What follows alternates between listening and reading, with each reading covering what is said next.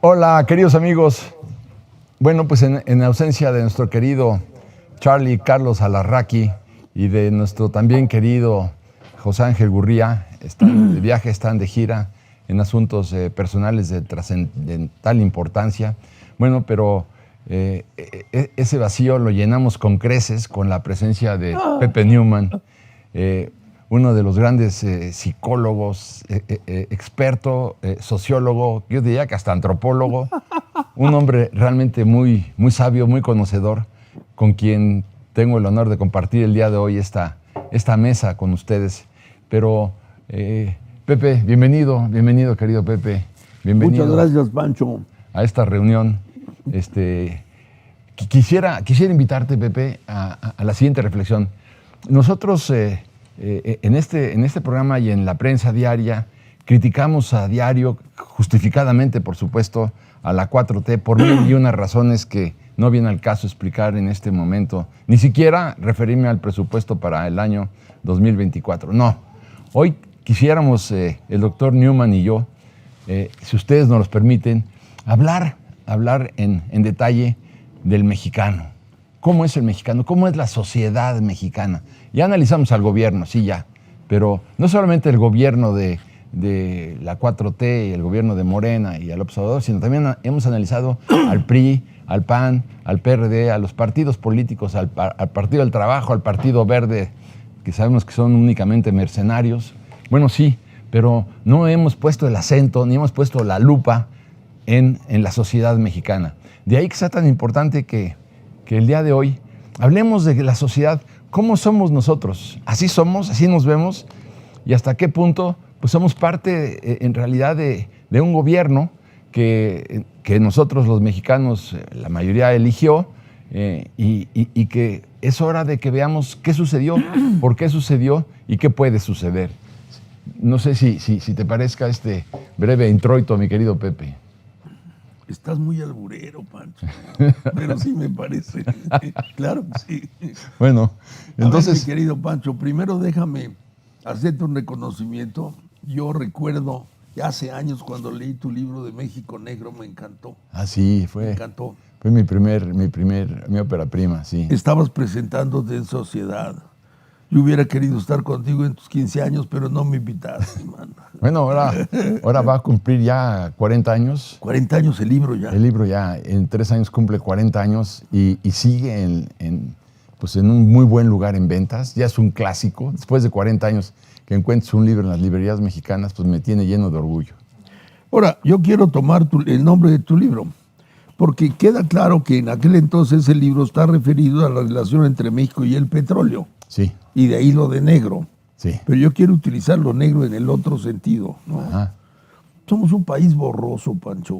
Borroso, cochinón.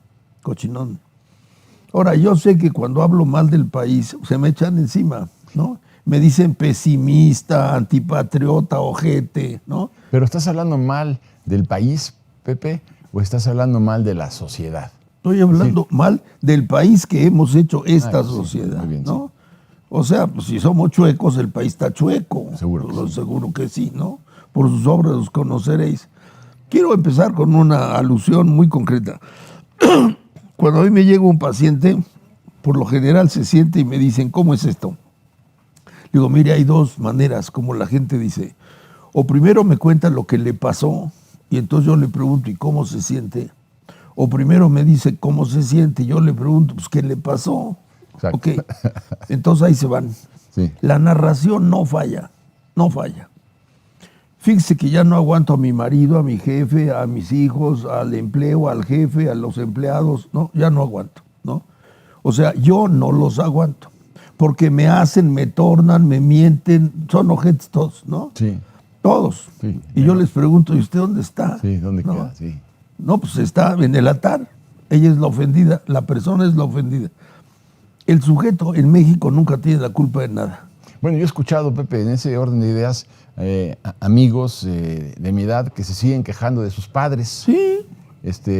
Sí, me imagino que cuando cumplan los 92 años de edad, entonces yo claro, les pregunto, ¿en dónde termina la culpa de tus padres y comienza la tuya? Porque me imagino que en algún momento te tienes que responsabilizar de tu conducta, ¿no? en algún momento, porque lo más fácil es echar la culpa a los demás. Y al echarle la culpa a los demás, pues tú no haces una introspección de tu conducta, de tu manera de ser, y por lo tanto no te puedes corregir, porque siempre la culpa los tienen los terceros. Pero esa es nuestra especialidad.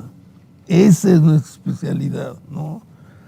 No quiero utilizar palabras rimbombantes porque finalmente van a decir que estoy un poco envolviendo los insultos, ¿no? Pero yo tengo la impresión de que, hablando muy básico, entre los mexicanos hay una suerte de acuerdo tácito, ¿no? Y es, mira, si tú ves que yo digo o hago chingaderas, no me vas a llamar la atención, mano, ¿no? A cambio, yo te prometo, mira, yo contigo, chitón, ¿no? Entonces somos unos pasados. Yo me paso de lanza delante de ti, pero cuento con tu complicidad. Si tú me dices, oye, Pepe, se me hace que te pasaste, ¿qué pasó, mi Pancho? ¿No?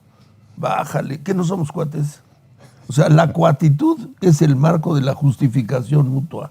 Fíjate. Además, todos somos hijos de María, mano. Somos hijos de la guadalupana. Tenemos un parentesco íntimo. Entonces todos apelamos al origen, ¿no? Tan tienes razón en lo que dices, Pepe, que por ejemplo, yo publico en los editoriales en el Reforma y me invita a comer un político muy destacado. Sí. Y platicamos y arreglamos y discutimos y nos despedimos. Y al otro día yo publico una columna Sí. Criticando su labor o criticando su labor de su partido. Enseguida la llamada. ¿Qué pasó? Oye, pero si ya éramos tú y yo éramos hermanos. Sí, ¿qué pasó? ¿Y por qué? ¿A título de qué somos hermanos? Pues ayer comimos y estuvo muy agradable. Esto es una traición. ¿Cómo que es una traición? A ver, ¿el hecho que nos hayamos reunido implica ya un contubernio entre tú y yo? Pues por supuesto que no. Para el mexicano sí. Para el mexicano sí. Para el mexicano sí. Sí. Mira, no hace mucho tiempo llegó una señora y no digo que utilizo el caso de la señora, nomás porque me viene a la cabeza, ¿no? Tengo un problema terrible, mi marido es alcohólico y entonces pues ya es insoportable.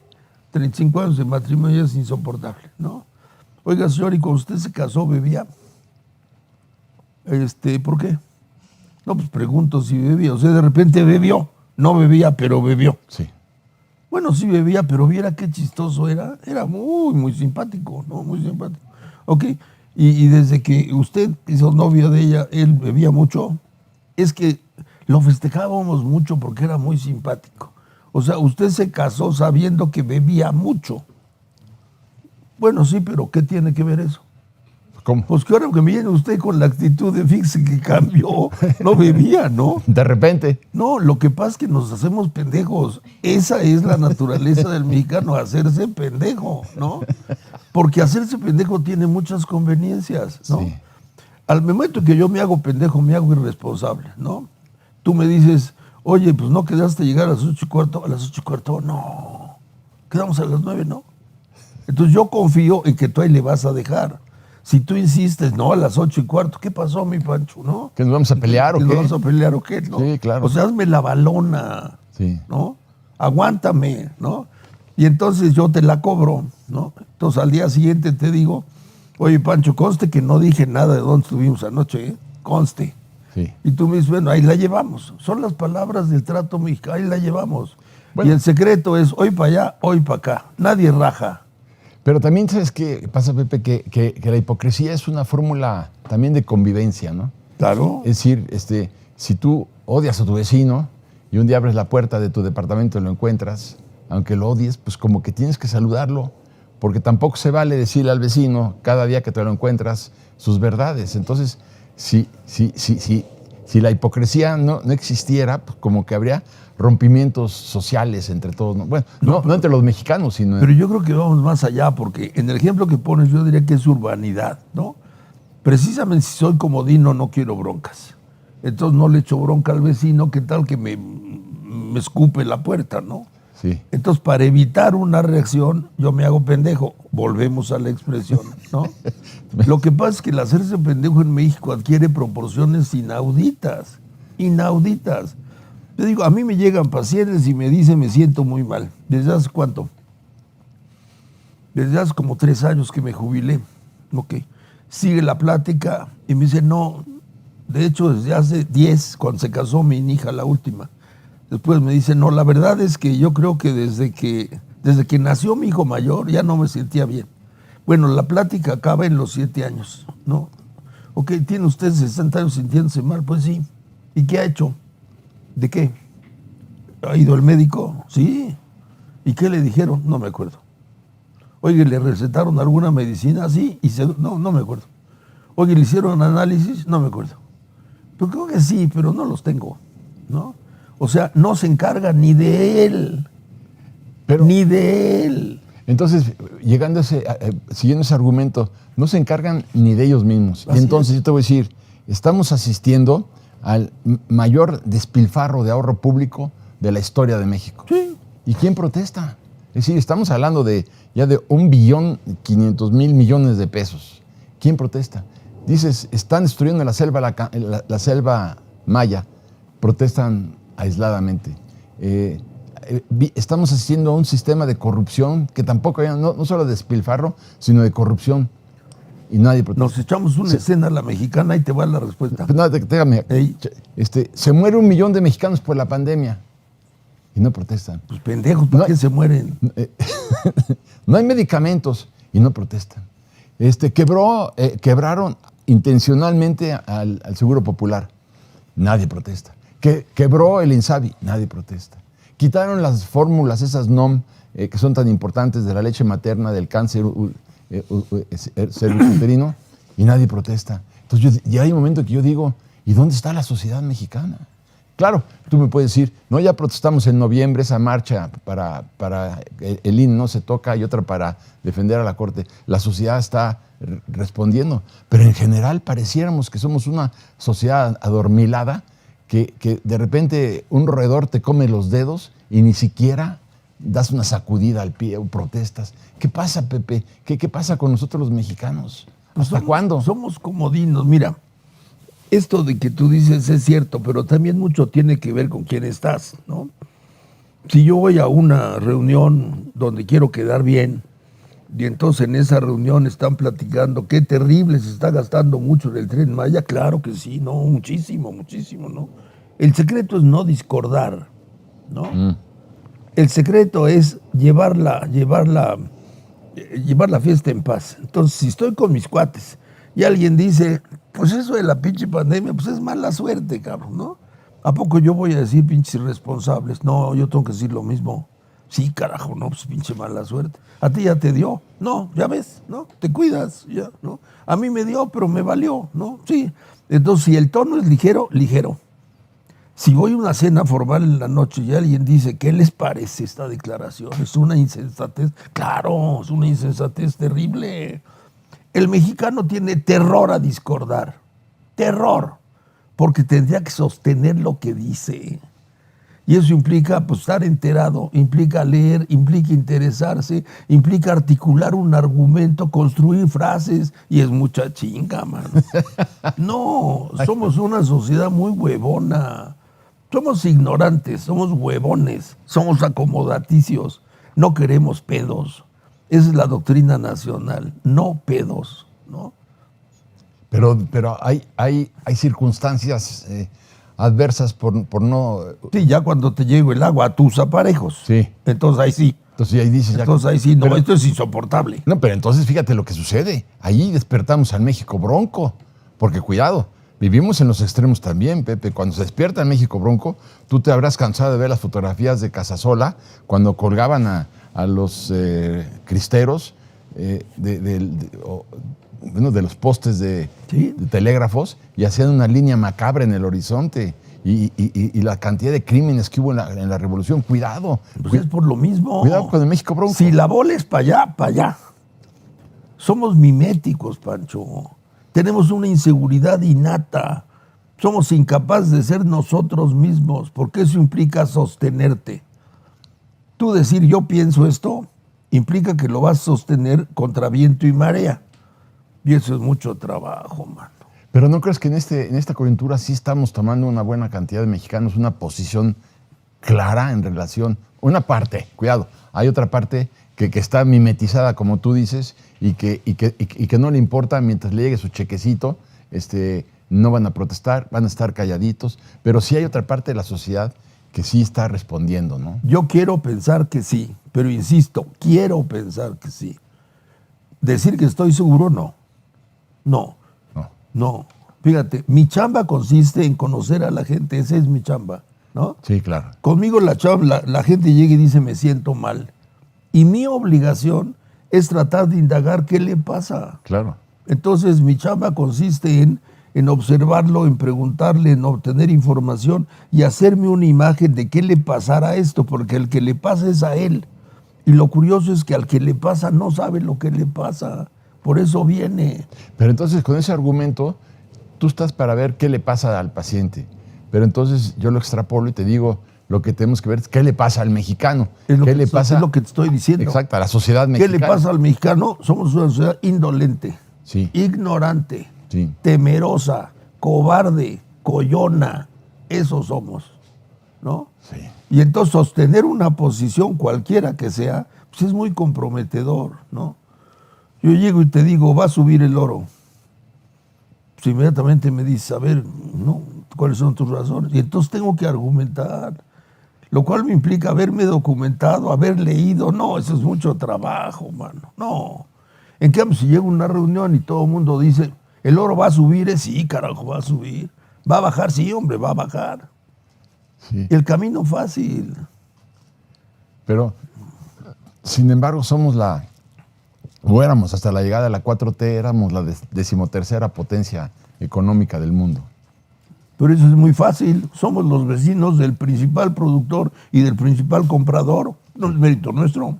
Bueno, pero de que hemos hecho una arquitectura empresarial para poder abastecer a ese mercado, pues también es cierto. O sea, yo creo que... Es cierto, digamos, ahí vamos bamboleando en el camión, ¿no? Pero no, a donde quiero llevarte, Pepe, que te compro, Sí, sí. te compro el argumento, es a la putrefacción de la sociedad mexicana. Sí. A ver, ahí es donde yo quiero llegar. Totalmente de acuerdo. Por ejemplo, el médico, Pepe, el médico que opera a sabiendas de que puede curar a su paciente con medicamentos.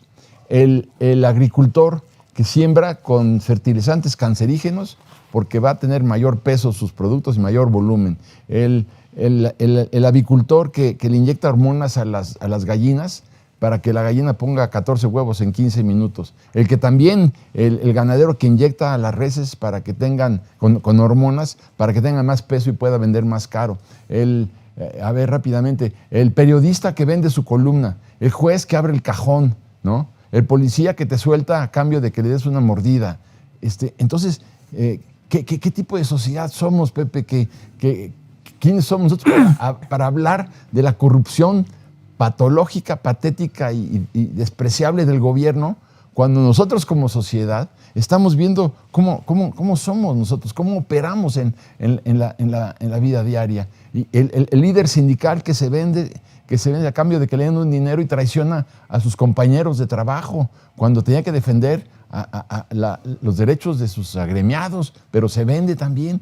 Y entonces empiezas a ver cómo ahora sí que donde escarbes vas a encontrar pus, mugre en la sociedad mexicana. Y por eso creo que es importante que en este momento, en este espacio, nos pongamos frente a un espejo nosotros como somos los mexicanos, volviendo a lo que tú decías, para que de esta manera podamos empezar a recuperarnos y a recuperarnos y a no culparnos de culpar nada más al gobierno de lo que sucede cuando nosotros somos iguales al gobierno. Qué bueno que pones esos ejemplos, porque si te fijas, todos tus ejemplos mencionan a la parte activa de la acción, ¿no? Frente al médico que se pasa, hay un paciente que se deja pasar, ¿no? Sí. O sea, yo soy el paciente y voy, el médico me dice, lo tengo que operar ahorita. ¿Por qué no pido otra opinión? Por ejemplo, pues que hay trabajo, ¿no? ¿Por qué no le pregunto, por qué me tengo que operar, doctor? Deme bibliografía, quiero leer. No, pues qué flojera, ¿no? Frente al otro que me roba, ¿no? Pues yo digo, yo sé que puedo ir a otra carnicería, pero es lejos. Ya estoy aquí, vea, compro, ¿no? Me detiene el policía, yo le puedo decir, órale, vamos a la delegación, órale, vamos, ¿no? Usted dice que me tiene que llevar con mi moto, órale, vamos, ¿no? No, pero qué flojera. Y si aquí con un 100 voy allá, me van a sacar 300. Entonces mejor aquí la aliviano, ¿no? Entonces somos las dos partes. las dos partes estamos cometiendo las dos mitades de la misma irregularidad, nos consentimos, ¿no? Pero al mismo tiempo... El tipo se permite pedir lo que no le toca, ¿no? Y el otro se permite darle lo que no procede. No, pues así la cosa está toda madre. La pregunta es quién rompe la cadena. Ese es el punto. Ese es el punto. Cuando ves, por ejemplo, Pepe, el cura que te vende la absolución a cambio de unas monedas y que te dice, deposita ahí en las urnas... y la gente va y le pone más. Y le pone más. Y le pone y ya más. tienes el perdón. Entonces, y compra velas. Entonces nos convertimos en un país de cínicos porque sabes que pues, vas a reiterar en el pecado, pero vas a reiterar con tu visita al cura y el cura te va a decir que deposites el dinero ahí. Entonces nos convertimos también, en ese sentido, en un país de cínicos. Fíjate que a mí la palabra cínico me encanta y la quiero reivindicar, ¿no? Porque filosóficamente alude a un grupo doctrinario griego que sostenía que ser cínico es llamar a las cosas por su nombre. La palabra con el transcurso de los años ha tomado el significado de desvergonzado, ¿no? A mí me gusta la palabra cínico en sentido original. Cínico. Ojalá fuéramos cínicos. Cínico. Es decir las cosas por su nombre. ¿Cínico no es el que le gusta el cine? Tienes razón, ¿para qué vamos a pelear, verdad? Sí, bueno. Sí, ya lo decía yo, ya Sí, lo ¿verdad? decía, Es que ya lo decía yo. Sí, sí, bueno. Sí, estuve tonto. Pero entonces, mira, recojo tu invitación porque me parece muy pertinente. Como tú bien ahorita que decías, llevamos 4 o 5 años hablando del PEJ y de la Cuarta Transformación hasta lo que se va a morir y se lo merece, ¿no? Pero curiosamente, ¿no? Curiosamente, hemos absuelto por la vía del silencio a la parte afectada, como si nosotros no hubiéramos colaborado en nada. Bueno, 30 y tantos millones colaboraron activísimamente, ¿no? Después, si nos vamos para atrás, pues los medios colaboraron. Llegó un momento en que Andrés Manuel tenía muy poca simpatía y sin embargo se repuso. El capital privado colaboró. hombre, claro que muchísimo estamos colaboró. viendo, sí. El PRI colaboró. Sí. ¿no? Estamos viendo muchos empresarios que se han enriquecido de manera notable en esta administración. Fue la suya. Sí, claro. Fue la suya. Sí. ¿no? Pero lo que tú dices, yo creo que hay, si hiciéramos una cosa, me atrevo a subrayar una, si distinguiéramos entre lo individual y lo social, si pudiéramos decir, por ejemplo, esta ley a mí en lo personal me perjudica, pero creo que para el conjunto de la sociedad es positiva. Y al revés, esta ley a mí me beneficia, pero creo que es una mala ley. Si pudiéramos distinguir entre uno y la cosa, daríamos un pasito. Porque en México es, si esta ley me perjudica, pinche ley, aunque sea buena. Si esta ley me beneficia, esta sí me gusta, aunque sea una pendejada, ¿no? Una vez más, el eje de nuestra vida social somos nuestros intereses particulares. Y como intereses particulares somos flojos. La ley del menor esfuerzo. Ahora estamos ante un reto. Quiero recoger tu preocupación porque me parece latingente, ¿no? Es decir, después de haber vivido lo que hemos vivido, ya para qué hacemos la lista, Sí. estamos a 10 meses de la elección. Sí. La pregunta es, ¿y qué nos vamos a seguir quejando? O ya, ya como que ya, ¿no? Ya. Entonces hay que sacar la credencial del elector y hay que sentarse a pensar qué voy a hacer. Esto es lo único que tengo, ¿no? Esto.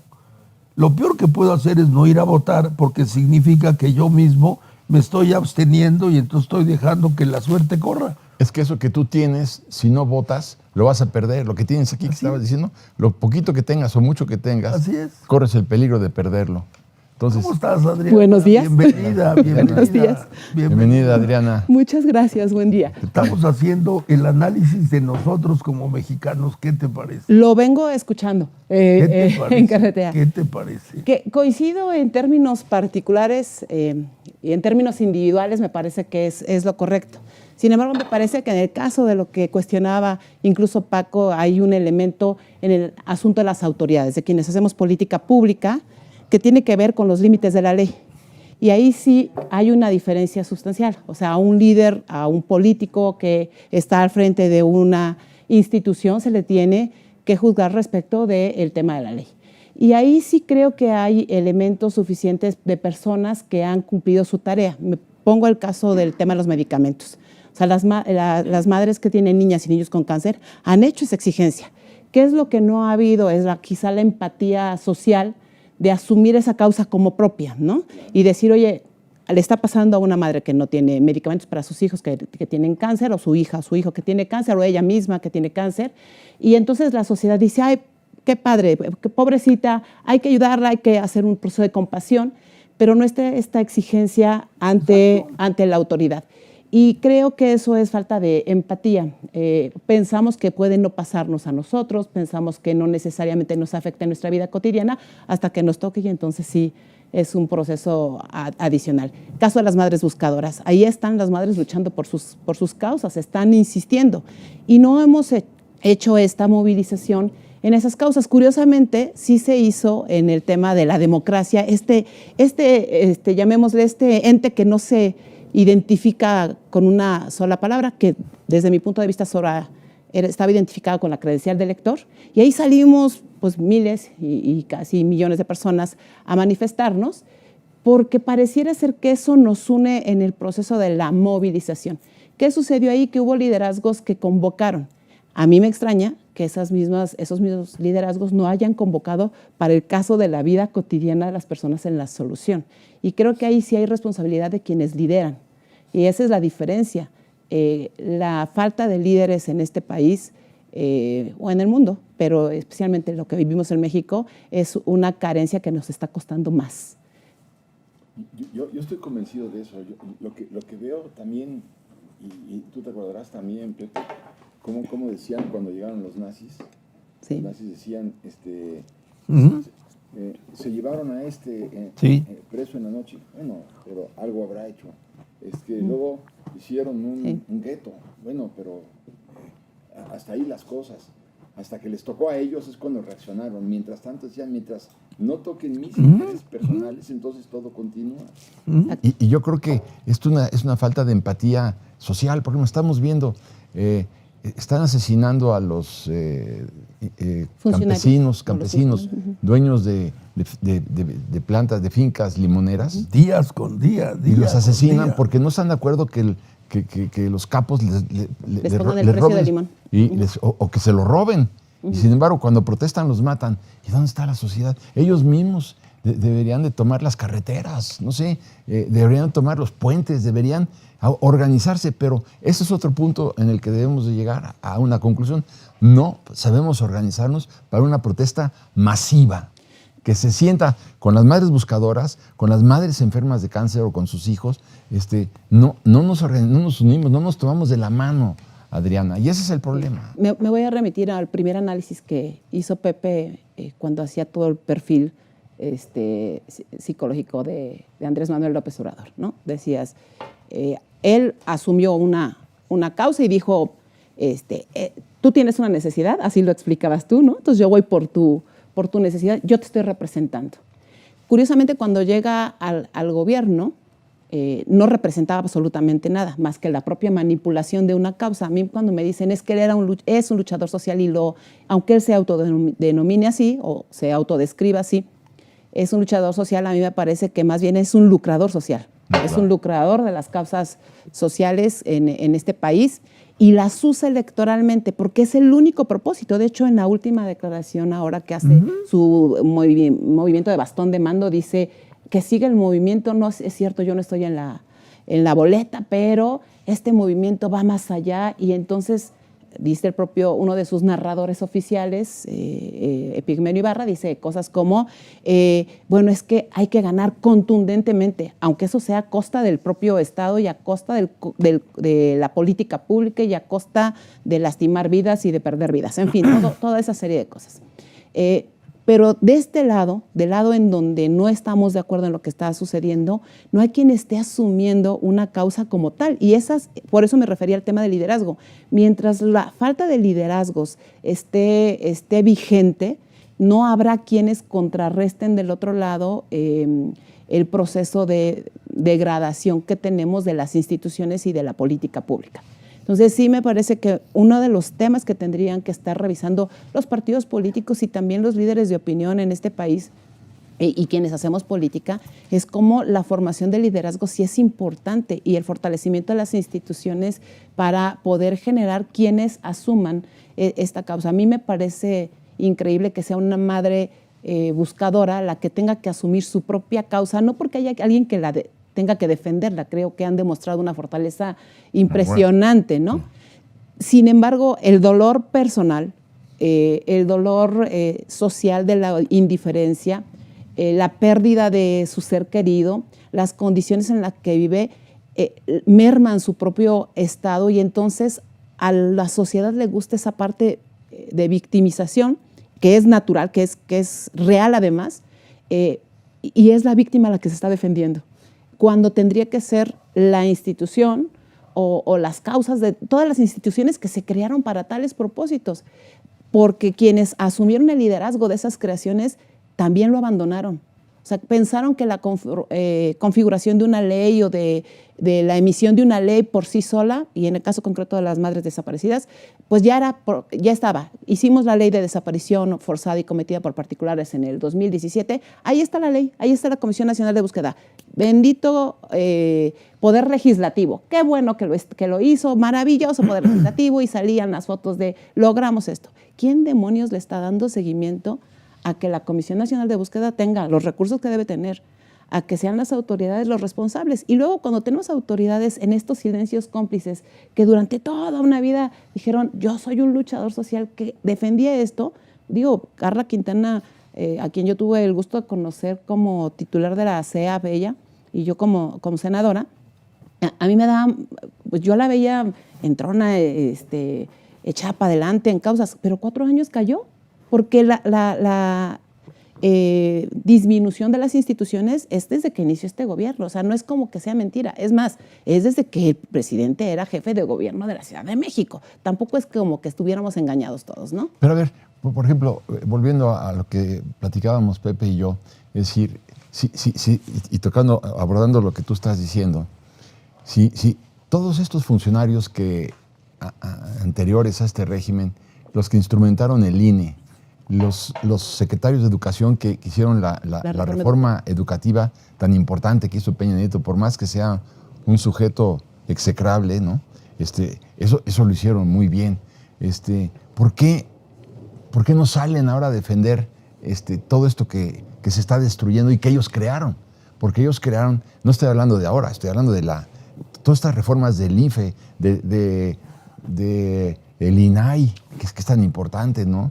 Del Tribunal Federal Electoral, del Instituto Federal Electoral, de todo esto. ¿Por qué no salen a defender? ¿Por qué no hay uno solo de los que participaron en esto que salía a decir, espérense, miren el trabajo que nos costó tener un IFE, bueno, un INE, luego un IFE, y ahora la atacan, le quitan los recursos y no hay uno solo que proteste? Y ahí te diría, tú decías, es que les falta información. No, a ellos no les falta información. Ellos sí la tienen. Son unos cobardes, es lo que son, porque a lo mejor salen a defender lo que ellos hicieron por el bien de México, que habría que aplaudírselo, pero igual tienen un muerto en el closet. Exacto. Y al tener un muerto en el closet no quieren que le saquen el muertito, es decir, calladito te ves más bonito. Entonces, sobre esa base, no vamos a poder poner un tabique encima del otro. Y esto es lo que preocupa, ¿no? ¿Sí? Creo que lo que queremos hacer, Adriana, y qué bueno que estás aquí, es hacer una radiografía del mexicano, ¿no? Eso es lo que nos interesaba. Hablaba yo con Pepe del cura que vende los perdones, ¿no? Sí. Estamos hablando de el socio que maquilla los estados financieros para engañar a sus socios, que también es importante. A ver, ¿cómo aguantamos durante 70 años el tapado? ¿Cómo aguantamos que nosotros... Y ahora festejamos el dedazo, ¿no? El dedazo. Exacto. ¿Cómo podemos entender que en la Ciudad de México durante 70 años no pudimos elegir al jefe de gobierno, al regente? Lo imponía el presidente. ¿Y quién protestaba? Me llama mucho la atención. Te voy a platicar una anécdota. Sí. Cuando en 1986 se hizo la contrarreforma política, cosa que se les olvida a las gentes, ¿eh? La reforma política se hizo en el 78 y Miguel de la Madrid hizo una contrarreforma política, que fue precisamente la causante del estallido en el 88. Esa se les olvida, ¿eh? Se les olvida. Entonces eso da origen a pensar que la que tronó fue la reforma política. No, la que tronó en 88 fue la contrarreforma política. Bueno, ¿Por qué? ¿Cuáles eran los fundamentos de la contrarreforma política? ¿Por qué la reforma política fue hecha precisamente pensando en dos objetivos. la hizo Reyes Heroles? La hizo Reyes Heroles, tuve la oportunidad de participar, por eso la conozco bien. El objetivo fundamental era, ¿no? Teníamos una izquierda alentada por, digamos, la excitación echeverrista, que ha ido llevando una polarización con la preocupación de los sectores privados y la implicación económica. Si frente a eso se le combatía a ese activismo, digamos, de izquierda, entonces pues se incurría en la lucha, en la guerra sucia y la represión. Si no se hacía, entonces el sector privado se quejaba de que el gobierno auspiciaba esa izquierda desmedida, secuestradora, etcétera, etcétera. Entonces el principio básico era, vamos a meter a la izquierda en la vida institucional, ¿no?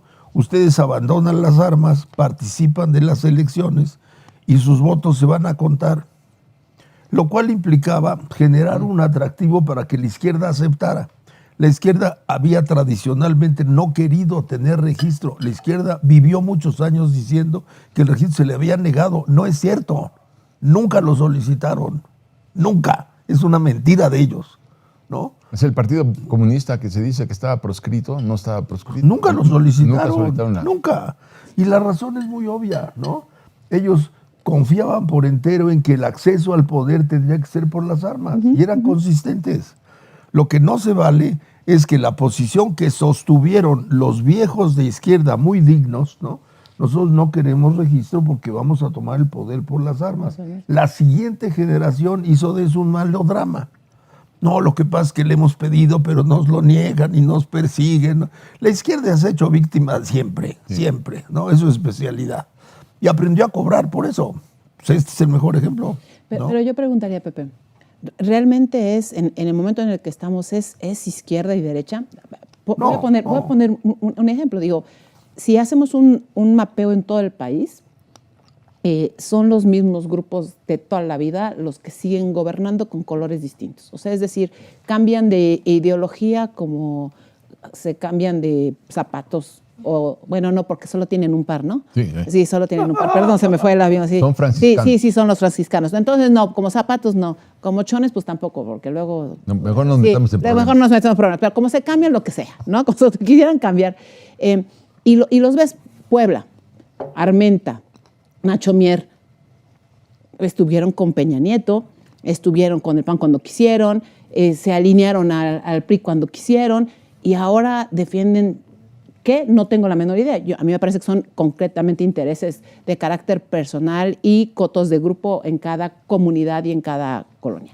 Y es ahí donde me parece que está justamente el elemento de manipulación más grande que tiene este gobierno, que es mentir descaradamente sobre algo que no está, que no es ni siquiera una lucha ideológica, porque esto no es una lucha ideológica. Ojalá y por lo menos hubiera elementos ideológicos que pudieran encontrar equilibrios entre dos visiones o tres o cuatro visiones distintas. Es más bien una lucha por el control económico. Y tan es así que, bueno, ayer mismo se desnuda cómo el chofer de López Obrador se vuelve millonario de la noche a la mañana y sus hijos se vuelven grandes empresarios en una zona de un complejo turístico del famoso Tren Maya que eleva su costo cerca de 200 o 300%, ¿no? Sin ningún costo para los ciudadanos, pero sí un costo para ese grupo en especial, de donde salen seguramente las aportaciones de los sobres amarillos. Entonces, adicional a este tema, en esa manipulación está el control económico personal que tienen ciertos grupos que no les importa camuflajearse en cualquier ideología, la que sea. ¿Cuál te queda? La que quieras. ¿Eres de derecha? Ahora sí, soy de derecha, ahora sí creo en esto y en aquello. En este momento de la vida me parece que la pluralidad del país lo que requiere no es un asunto ni de izquierdas ni de derechas, porque a ellos les encanta que nos metamos en ese asunto. Vaya, la propia Claudia tiene como parte de su lema de campaña, somos la derecha te quitó los derechos y nosotros te los damos. No, no es cierto.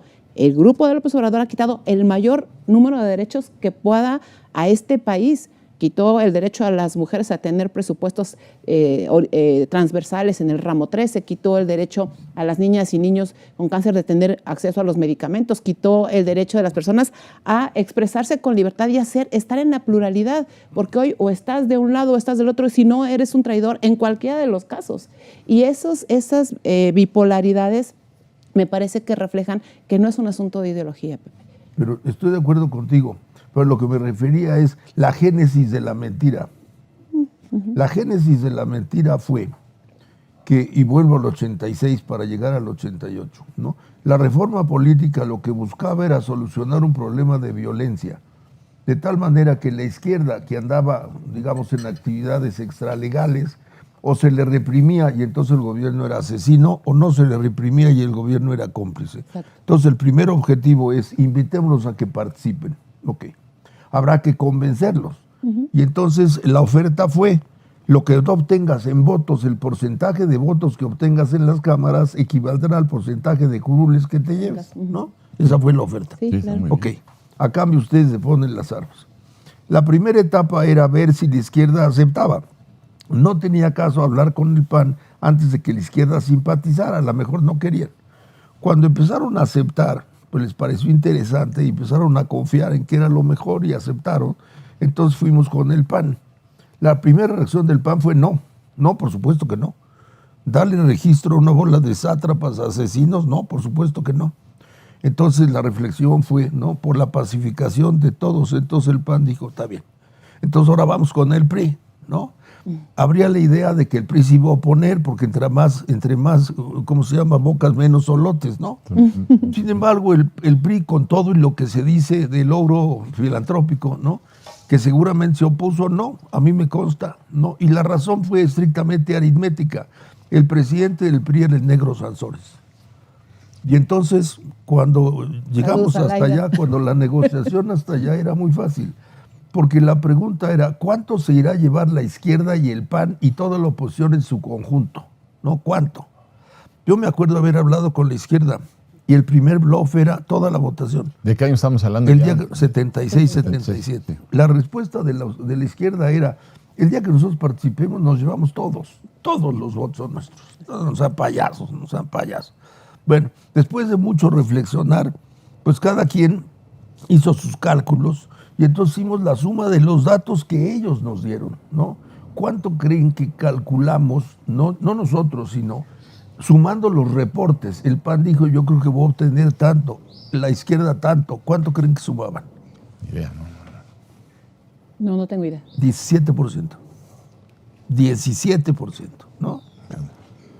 Esa era la realidad de la votación de oposición en 1977-78. ¿no? Imagínate nada más. Claro, su versión es que ellos sacaban el 100% y nos lo robábamos, ¿no? Esa era la versión. Pero el hecho dicho por sus propias cifras, ok.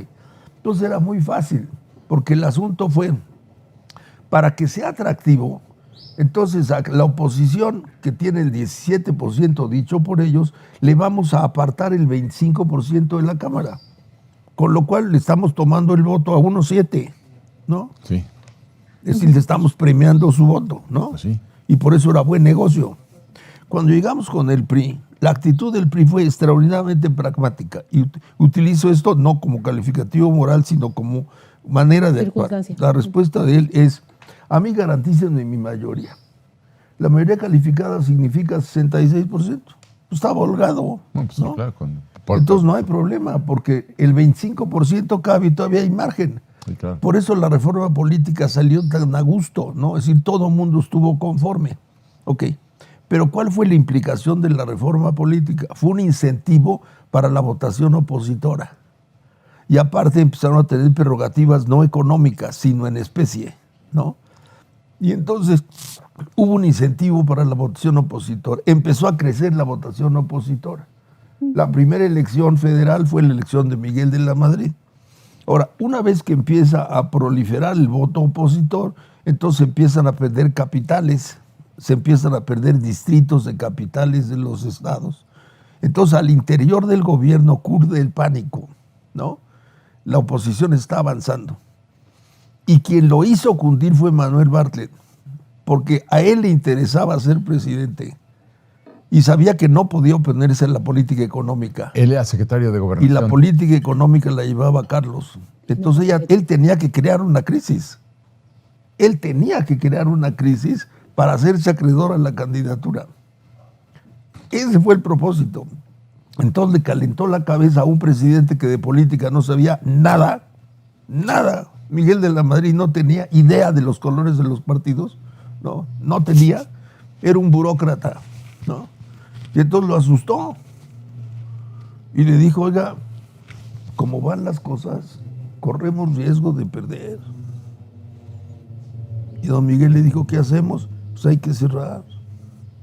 Y entonces Hay que cerrar. Vino la contrarreforma. Y entonces vino la contrarreforma política. Y entonces la contrarreforma política fue, veamos qué llaves se abrieron en la reforma, pues ahora vamos a cerrarlas, ¿no? Entonces me acuerdo muy bien de un dicho que era, a cambio de lo que les vamos a quitar, que no les va a gustar, hay que darles un chocolate, decían, ¿no? Hay que darles algo. De ahí salió la Asamblea del Distrito Federal, nadie la había pedido. Nadie la había pedido. Entonces se vio como un chocolatito, ¿no? Yo me acuerdo que en aquel entonces le decía a Manuel, primero todo lo que les quites les va a enojar y no te lo van a perdonar. Y te van a tomar todo lo que les des, ¿no? O sea, no hay manera de quedar bien porque esta es una contrarreforma política. Yo pensé que a Manuel le preocupaba, después entendí que era lo que quería. Lo que quería. Uh-huh. Ella quería crear un clima tenso, ¿no? De tal manera que al llegar al pronunciamiento, el presidente dijera, bueno, pues yo había pensado que la ruta era económica, pero dada la problemática política, pues te toca, ¿no? Manuel confió en eso hasta el final, hasta el final. Cuando no fue, ¿no? Pues se enojó. Pues cómo no. Y al enojarse lo que hizo fue, soltó la elección, ¿no? Se Y al cayó el soltar la elección, Pues no lo lo que soltó. hizo fue... Luego la volvió a agarrar. Dejó expresarse esa inconformidad que se había acumulado de 86 a 88, ¿no? Y entonces él adoptó la actitud de, pues qué pena, ¿no? Mira cómo están las cosas, ¿no? Pero en realidad era su interés, él quería ser candidato y cuando no es, soltó. Ahí se cometió otro error. Si en el momento que Manuel no es, era fácil advertir que su ánimo no estaba en la mejor disposición de ser el coordinador de la elección. Uh-huh. El presidente debió haber entendido, ¿no?, que Manuel no era el hombre para el momento, ¿no? Pues claro. Psicológicamente no estaba Pues no, en claro la actitud, que no, pues, estaba que se lo llevaba la chingada, ¿no? Sí, tan irritado, tan pues claro, frustrado. Entonces el error fue dejarlo, ¿no? Sí. Entonces ahora sí que tú encárgale tu boda a la exnovia de tu novio, Sí. pues vas a ver cómo te va a salir, ¿no? Sí, claro. No. Sí, te La voy a señora tocar no todo. tiene ningún incentivo de que salga bien. Bueno, esa es la contrarreforma. Pero a lo que me refiero es, eso dio cabida a que después de la contrarreforma, al interior del PRI hubiera esta decisión. Uh-huh, uh-huh. La izquierda que ya se había juntado en marco de la reforma política, ¿no?, cuando ve que hay esta decisión, abraza a este grupo que se sale del PRI, ¿no? Exacto. Cuauhtémoc y Porfirio, ¿no? Le vieron Sí, sí. cara de santos, ¿no? Sí, claro. Y entonces la izquierda Y de valientes. le vieron cara de santos y no se matrimoniaron, ¿no? Sí. De ahí surgió la idea de nosotros somos el eje de la transformación, la izquierda, ¿no? La izquierda revolucionaria del PRI y la izquierda tradicional. Ahí ellos adoptaron la actitud de somos los grandes autores de la democracia, somos los reales impulsores. Ahí empezó esta epopeya, que como tú dices, después se fue convirtiendo en el oportunismo total. Sí, claro. Pero en el origen está el cuento, ¿no? Sí. La izquierda fue la que arrebató la bandera de la democratización y después de la, ¿cómo se llama?, de la transformación o de todo este tipo de cosas. Que pareciera un pleito entre hermanos. Después ya vino todo lo que tú dices, ¿no? Se le van adicionando, entonces ahí le van haciendo un mezcolanza hasta que acaba otro interés de otro tipo, ¿no? Y hasta que está desdibujada cualquier postura ideológica, incluso de causas, ¿no? Porque a mí me parece que cuando partimos de la generalización, todo es así, nos perdemos la oportunidad de encontrar esas áreas en las que puedes construir alguna otra propuesta. Me explico mejor. El momento que estamos viviendo, ¿no? Si hoy la oposición, quienes estamos en la oposición, no entendemos que el proceso más importante para competir en el 2024 es la reorganización Y eso pasa por entender que somos completamente distintos. Y si dejamos de que haya 50,000 generales en este proceso, ¿no? Que además, desde mi punto de vista, hay algunas deficiencias en la dirección y en la conducción, especialmente de quienes son los instrumentos para la participación electoral, pues entonces estamos dejando en las manos de la desorganización para el aprovechamiento político de unos cuantos una gran oportunidad que sí hay, porque hay elementos y datos muy claros que nos permiten ir a ganar la elección a quienes somos oposición en el siguiente proceso, sin la destrucción del otro, que además eso es muy importante. En la narración que hace Pepe, justamente esa contrarreforma, dos elementos a mí me llaman la atención. El primer, cuando presenta López Obrador su Plan Nacional de Desarrollo, es prácticamente una copia del segundo informe de gobierno de Luis Echeverría. O sea, literal casi lo copió, ¿no? Yo lo leí y decía, pues estoy leyendo a Luis Echeverría en este sentido, ¿no?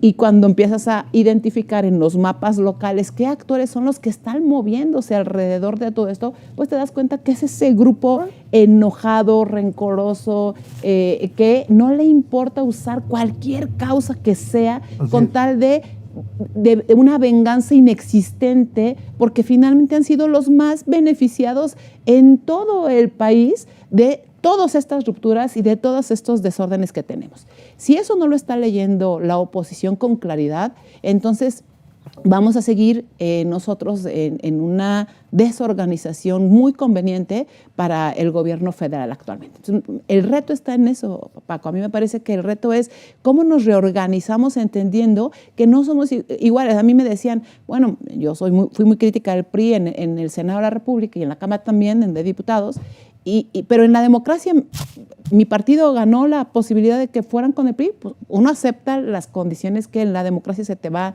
generando y puedes o no estar de acuerdo, pero yo les digo a mis compañeros del PAN, pues compitan como los panistas, o sea, déjense de estar pensando si se clonan o van a defender al PRI. No es la defensa del PRI, es la defensa de lo que ustedes quieren en términos de su lucha. El PRI tiene que aprovechar esas características de organización que sí sabe hacer, y el PRD tiene que recuperar las causas de la que no es izquierda para poder hacer justamente un camino mucho más claro, que sea una alternativa para los que no participan. Porque en el momento en que, cuando hacías también la narración de, bueno, y después se fue sumando y después la oposición fue ganando, así comienzan las minorías. O sea, una causa que parece minoritaria puede tener una adhesión mayoritaria cuando sientes que estás incluido en esa misma causa. ¿Cómo incluimos a las personas en la causa de las niñas y niños con cáncer, o de las madres desaparecidas, o contra los feminicidios, o contra el tema de la inseguridad que está atacando ya incluso a los entes de gobierno? Ya la pérdida de vidas es indistinta, ¿no? Esto es increíble, es terrible. O cómo le hacemos consciente a la gente que si naces vas a tener que pagar, ya naciste con una deuda de más de 130,000 pesos por cada mexicano que nace, derivado del último presupuesto que se presenta, concretamente la ley de ingresos, ¿no? En donde el tema de la deuda se nos planteó, bueno, pues ¿cómo lo hacemos? Primero desplegándonos con lo que tenemos territorialmente para regresar a la parte primaria de la conversación política, que no tenemos más que en las élites políticas. La oposición, y me da muchísima pena decirlo y me frustra muchas veces, no está haciendo el trabajo territorial que le corresponde. Y el trabajo territorial que le corresponde es encontrar a esas personas que están ahí esperando para decirnos cómo te ayudo, en qué me organizo, a qué pertenezco, a qué causa me está sumando. Mientras ese despliegue territorial no se haga, por cierto, que sí lo tienen los partidos políticos, porque tienen el recurso, tienen la estructura, porque, ¿no? Pues que dejen tantito los que tienen muertos en los closets, pues guárdense tantito y dejen el paso a los que no los tienen, ¿no? Que seguramente hay Déjame muchos. hacerte un comentario. En parte no estoy de acuerdo contigo por lo siguiente. Esta alianza izquierda, desprendimiento del PRI, ¿no? Se llevó todo el aparato movilizador del PRI. Eso es cierto. Se lo llevó completito, ¿no? Sí, bueno, claro. Porque en ese momento el régimen los desestimó, los desestimó. Yo recuerdo, por estar en la vida electoral, tenía yo, digamos, convivencia con todos Alguna vez yo dije que el aparato electoral era una suerte de masonería, ¿no? La gente que andamos en lo electoral, representantes de casilla, candidatos, todos esos, ¿no? Y entonces yo me acuerdo cómo el aparato movilizador del PRI se sentía muy desestimulado. El priismo, la madridista, había postulado candidatos sin tenerlos en consideración. Se había cerrado el ascenso, porque había un ascenso, ¿no? Sí, claro. Había una meritocracia. Y entonces empezaron a mandar candidatos de arriba. Entonces los de abajo dijeron, ¿y nosotros qué óvole? Inclusive se dio una reacción peculiar. La primera fue, pues no nos pelan. Y de repente apareció por ahí uno que, con un nombre muy concreto, que les propuso a todos los que eran los movilizadores, hagamos una cosa, ya no nos van a pelar. Entonces ya no nos vayamos con la esperanza de que trabajamos y luego nos reciprocan. Y que estamos ahora vamos con el candidato designado. Este es el candidato designado, muy feliz. ¿Quiere usted ganar? Sí, le va a costar por adelantado. Vamos a cobrar por adelantado, ¿no? Y cobraron por adelantado, ¿no? Pues ¿cómo no? Era digamos, el reproche, ¿no? Ya la esperanza ya no se la acabaron, ¿no? Entonces, cuando se integra esto, se los llevan. Gracias a eso fue que ellos lograron acrecentar su votación en la capital. Sí, se los llevaron. Y no digo nombres, pero hay nombres insignes de los grandes movilizadores del PRI, ¿no? Pero siguiendo con ese tema, yo creo que estamos en un momento en donde la oposición tenemos, digamos, ellos reconocieron que tienen un desprestigio que cargan sobre él. Tal lo reconocieron que se abrieron a una competencia abierta y la posibilidad de que los representara alguien que no proviene de sus filas. Es un reconocimiento, ¿no? Ahora, una vez que estamos así como estamos, tenemos dos lógicas distintas, ¿no? Exacto. Los partidos tienen el vicio o tienen la posibilidad de reiterar conductas viejas que no van a rimar con el propósito de una candidatura ciudadana. Y por tanto ahí la pregunta es si van a lograr hacer un buen maridaje, ¿no? Que optimice ambas fuerzas, que sería lo ideal. Pero a ver, Pepe y Adriana, nos estamos distrayendo del tema principal que nos ocupa el día de hoy. ¿Qué es el tema social? ¿Qué es el tema el tema del mexicano? Del mexicano. ¿Cómo somos? Y aquí quisiera yo, y tú comenzaste citando al logro filantrópico, yo quisiera citar ahora al gran maestro Paz en su Laberinto de la Soledad, cuando habla de la palabra chingar. Si no estoy diciendo ninguna palabrona excéntrica, porque pues lo dijo Paz. Y tiene toda la razón. Entonces, ¿cómo lo conjugas? Lo conjugas de mil maneras para explicar el comportamiento del mexicano, ¿no? Dice, ya chingué, ya chingamos, me chingaron. Si empiezas a ver esta conjugación, realmente al llevarla a cabo, entiendes la personalidad del mexicano. Sí, la pregunta es, ¿de qué lado estuvo la suerte? Sí, bueno, sí. Si estuvo de allá, te chingaron. Estuvo de este lado, ya chingaste. Ya chingaste. Sí, pero entonces esto aplicado a la política o aplicado a la vida social, bueno, es muy importante porque también implica la desaparición de los principios. Cuando yo digo ya chingué, pues a lo mejor, Adriana, es porque pasé por encima de quien sea. De quien sea. Yo ya chingué. Sí. Ya chingué. Ya, lo que importa es que yo llegara al poder por encima de cualquier principio y de cualquier autoridad. Entonces, esto es, y vuelvo entonces a decir, uno de los grandes problemas de México es que la ley siempre se negocia. Y si la ley se negocia, te conduce al caos. El mexicano te diría, pues claro, ¿sí? Si no estás fuera para eso está. Por eso quiero llegar a eso, ¿no? Pero ¿sabes qué, Paco? Es que no está desligado, porque finalmente, y por eso yo hablaba de reorganización, no de organización, sino de reorganización entendiendo cómo estamos, porque para identificar cómo somos, partimos de las generalidades y luego tendrías que irte a cada estado que tiene sus circunstancias. Hablas de la generalidad en cómo me comparto yo, en cómo me... El avión ahora sí. Ahí va Delgado que anda checando. Sí, hablas de la generalidad como para identificar qué somos. Yo diría ahora, quizá tendríamos que hablar de la generalidad para identificar qué queremos. que no es lo mismo que lo que somos. Y me quiero explicar, o sea, qué somos no está peleado a veces con el qué queremos. Y a mí me parece que nadie en su sano juicio, aunque seamos una sociedad demasiado enferma, en su sano juicio quiere que siga pasando lo que en este país pasa. No puedes querer que sigan asesinando a 11 mujeres todos los días. O sea, sería demasiado enfermo. No puedes creer que sigan matando a funcionarios públicos porque los abrazos están a la orden del día para el crimen organizado. Pero ahí vamos a otro punto, Adriana, que lo veíamos, es el principio de la ignorancia. Es decir, ¿cuántas personas de los 96 millones que integran el padrón manejan esas cifras que tú dices? ¿Cuántos mexicanos morenistas saben que ya van 160,000 homicidios dolosos, 50,000 desaparecidos, que asesinan a 12 mujeres al día, que cada 15 minutos asesinan? En lo que llamamos del programa ya mataron a 10 mexicanos. Entonces yo digo, ¿cuántos conocen de esto para poderle poner remedio? Más de los que te imaginas, Paco. Creo que hacemos una subestimación de ese pueblo bueno que se apropió López Obrador en la palabra. Y creo que ese es parte de los errores que tenemos desde la oposición.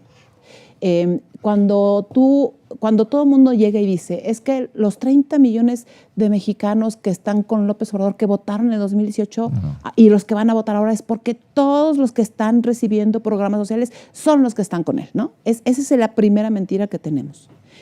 El territorio, y por eso yo hablaba del tema de que mientras la oposición no regrese al territorio, no podrá comprender lo que pasa, no en la élite, no en el acuerdo de Alito, Marco Jesús Zambrano y todos los demás, ¿no? O nosotros en algún programa. No, ese es un asunto que tienes información. No, yo hablo del territorio de la vida cotidiana.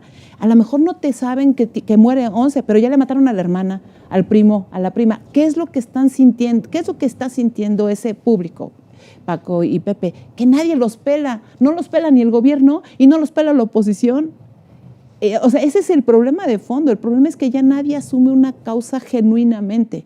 Ya nadie está entendiendo que en esta generalidad te pasas a traer a todos. Yo conozco a muchísima gente, no te voy a decir un porcentaje específico porque sería pensar fui por la calle y me encontré y alguien me dijo, no, pues no. Pero gente que recibe sus programas sociales, pero tienen claridad de que eso no está bien. Tienen claridad de que quieren un mejor, por ejemplo, los padres que reciben las becas para sus hijos, ¿no? Los famosos ninis. Ellos no quieren ese futuro para sus hijos, es mentira. O sea, a mucha gente que está viendo que su hijo recibe, no le gusta verlo acostado en el sillón, comprándose mejor la cerveza o algo. Lo que quiere un padre generalmente, y en un dicho de alguien que se forma en el territorio, es pues, la mejor herencia que un padre le deja a su hijo es la educación. Por eso, a mí me extrañó mucho que no hubiéramos hecho nada más grande por lo que estaba pasando con el tema educativo.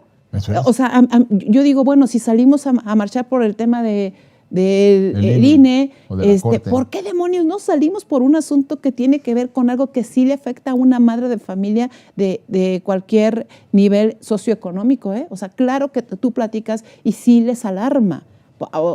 Obviamente hay personas que no, generalizar no es bueno. Pero a mí me reconcilia tu argumento, me gusta. Pero me pregunto, uno de los periódicos más críticos es el Reforma, y dice que López Obrador tiene el 60% de aceptación todavía. O sea, me llama la atención, lo que tú dices es un contraste brutal con lo que dicen las encuestas. O sea, yo quiero pensar como tú, porque eso implicaría que Xóchitl tiene una gran ventaja, ¿no? Sí. Pero en la realidad las encuestas te dicen lo contrario. Me gustaría, en la realidad la vamos a conocer el 2 de junio. Del 2024, ¿no? O a lo mejor no la conocemos si nos dormimos en nuestros laureles. Yo creo en relación a eso, yo no pongo en duda que tenga ese grado de popularidad. No. Porque él ha logrado, digamos, transmutar, utilizo esa palabra casi religiosa o teosófica, transmutarse, ¿no? Él se ha colocado más allá, ¿no? De tal manera que la gente, aún pensando que hay problemas, no lo hace responsable a él, ¿no? Lo exculpa. Y el argumento es, él es un hombre bien intencionado. Lo que pasa es que no lo dejan actuar, es que son los otros, ¿no? O sea, lo ponen a salvo. Él no es parte del problema, sino lo ven como parte de la solución. Pero lo que estás diciendo, en la realidad queda derogado, porque eso, van a la farmacia, no hay medicamentos. Claro. Llevan a un enfermo, a una enferma con cáncer y no te la tienen en un hospital público. Dice, nada más te tienen en el hospital público si tienes catarrito. Pero si tienes un cáncer cervicouterino, tienes... no lo hacen responsable a él. Pero, Pepe. Pero lo curioso es que no lo hacen responsable a él. ¿Y entonces a quién? Yo tengo pacientes chairos. Sí. Les va mal y lo quieren. Pues eso ya... Yo tengo pacientes chairos.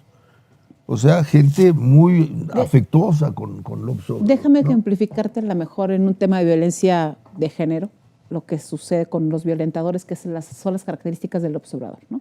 Es un hombre que lastima y que te mantiene en un vínculo permanente por diversos motivos, entre ellos estos lazos afectivos que tú describías en uno de tus programas, pero también entre ellos el propio miedo, ¿no?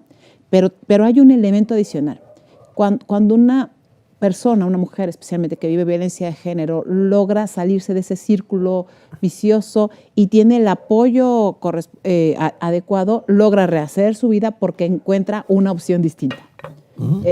¿Por qué? Porque entiende que este modelo no es el único que existe. O sea, no es que yo voy a dejar a López Obrador porque es el mejor gobernante y entonces pues es lo que hay, ¿no? Ahí se queda. Te hago este ejemplo porque es a donde reitero el asunto del territorio. Mientras del otro lado no hay una alternativa a una causa que por lo menos abrace en lo general y que te diga, hey, lo que está pasando ahí no está bien, o sea, no normalices esto que está pasando, porque de este lado te puedo decir que hay otra cosa. Y no necesariamente tenemos que decirlo en un programa en el que quizá nuestro público ya es mucho más continuo, ya es más asiduo, sino cómo nos estamos multiplicando territorialmente para esas voces.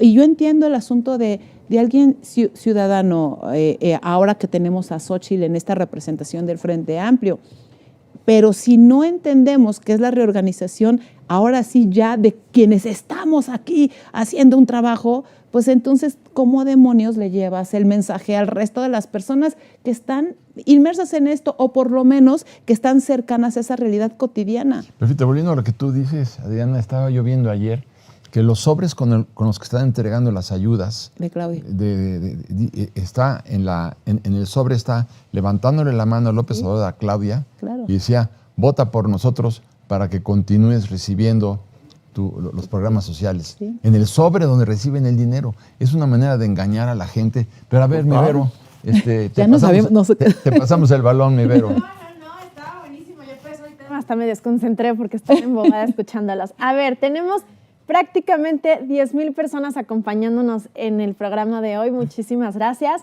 Pero van flojitos con los likes, estamos en 4,400. Entonces, acuérdense que un like equivale a una recomendación, pero con megáfono, porque le llega a todo YouTube.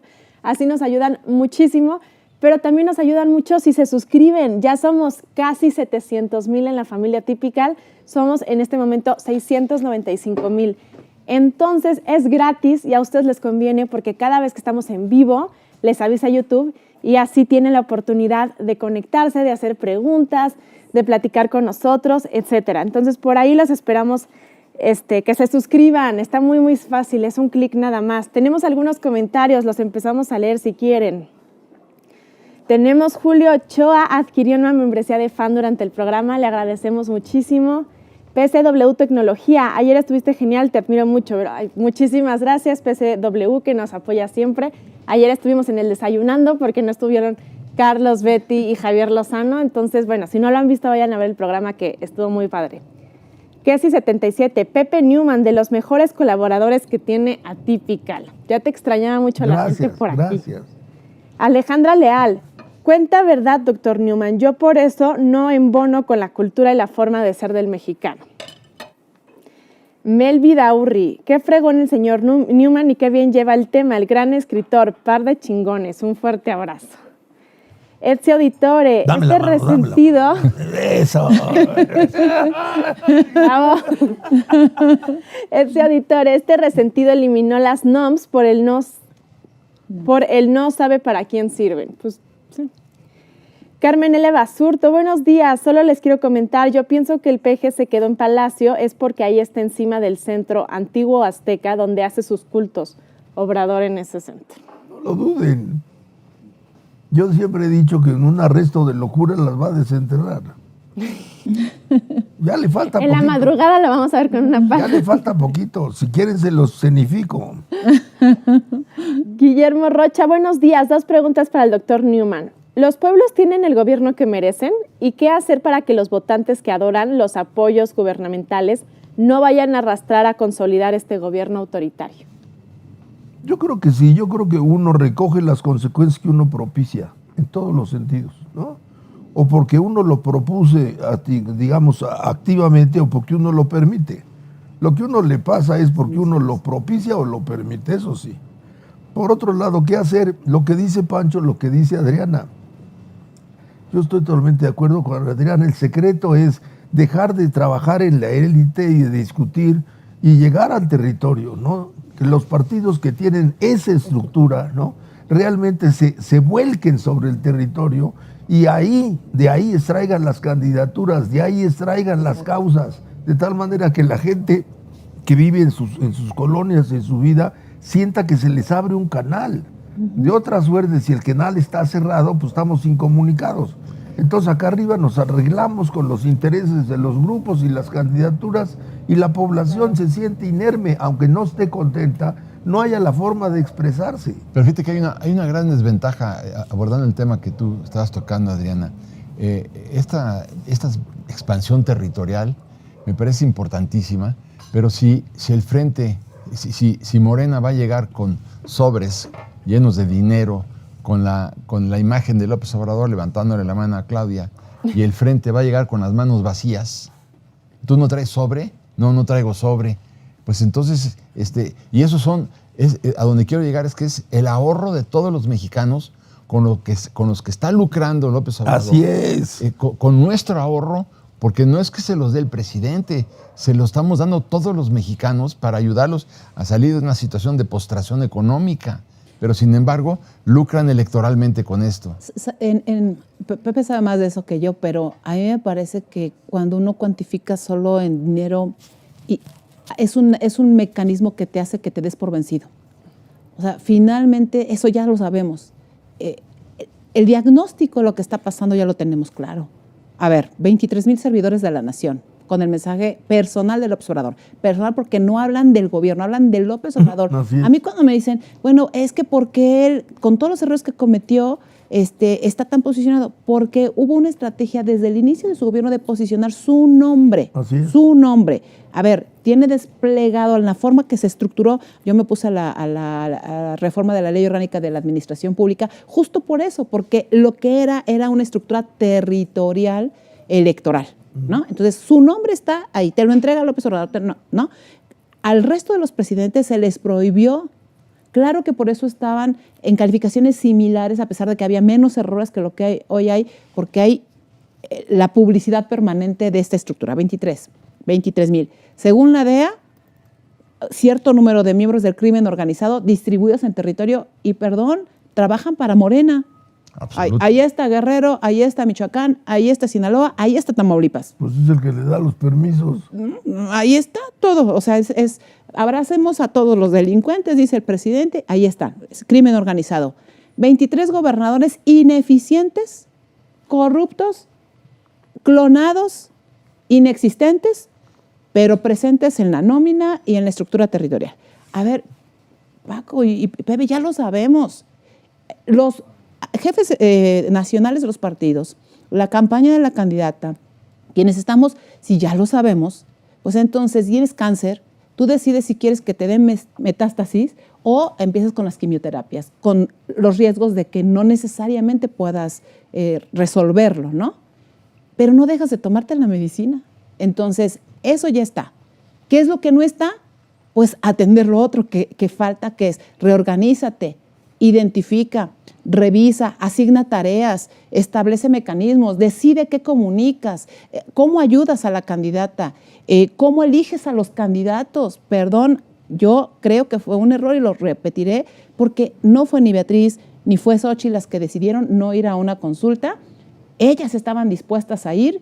Xochitl tenía sin duda este apoyo mucho más amplio que establece la encuesta, pero uno de los motivos por los que, desde mi punto de vista, y me hago cargo de mis palabras, no sucedió el asunto de esta consulta, es porque podía replicarse el modelo en los estados para elegir a candidatos a senadores y elegir candidatos a gobernadores y candidatos a diputados federales, por lo menos.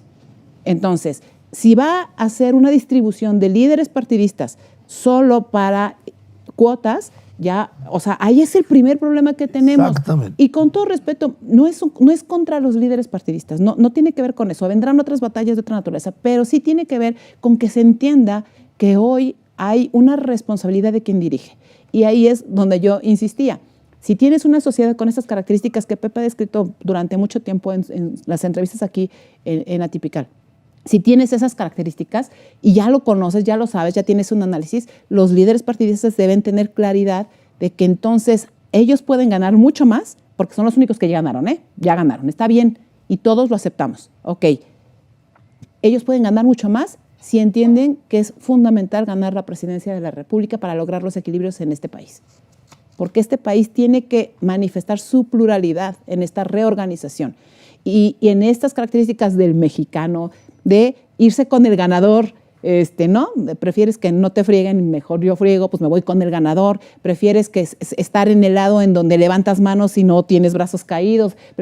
Pero también hay muchísima gente que sabe lo que es levantarse de una derrota. También hay muchísima gente que sabe lo que es la meritocracia. También hay, o sea, ese grupo también puede hacer muchas otras cosas si se potencializa. Y esta es una responsabilidad que necesitamos hacer, porque a nadie no creo que, por muy enfermos, insisto, que estemos, pues estemos contentos con lo que está pasando en la vida cotidiana de las personas.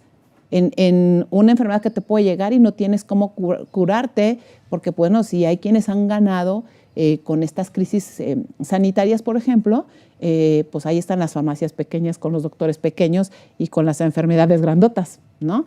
Pero también están las violencias adicionales que se generan a través de la falta de dinero en los bolsillos para el aumento en la canasta básica. Nos viene una crisis que el propio presidente ya advirtió en el 25, que por eso es el motivo de que se haya aumentado las pensiones para adultos mayores, porque está en peligro las afores de los ahorros de los mexicanos. Ya no solo el dinero que ahorita aportas para impuestos, sino tus afores, ¿sí? Aquel que ahorró, señor, olvídese, porque en el 25 quién sabe qué va a pasar con sus afores, y el secretario de Hacienda tiene el descaro de decir, bueno, es que estamos intentando compensar, aunque todos estos que son beneficiados no necesariamente son los que están ahorrando en el régimen formal, ¿no? No es inentendible. Bueno, si ya todos sabemos eso, viene este proceso territorial. Si no lo hay, Paco, si no lo hay, Pepe, pues entonces lo que hay es una indiferencia de quienes dirigen, creo yo. Secundando lo que tú dices,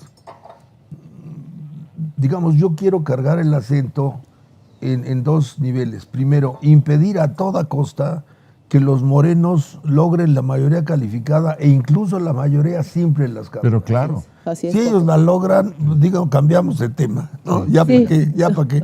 Le van a cambiar a este país hasta el nombre. Pero ahí te puedo decir, Pepe, que mientras tenía su máximo nivel de popularidad el presidente en el 2021, perdió la mayoría calificada. Sí. O sea, ese es Sí. un dato importante para Sí, mí. claro. Sí, y, claro. y datos importantes de su popularidad también, aunque sea colateral, ya no viaja en aviones de línea.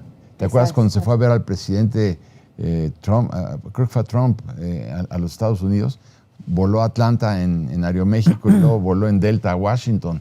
Y ahora se fue en un avión militar. Sí. ¿Por qué? Porque no se puede subir a los aviones por la rechifla, por los insultos, por todo. Pero cuando convocó aquella encuesta para castigar a los expresidentes, el 80% no fue.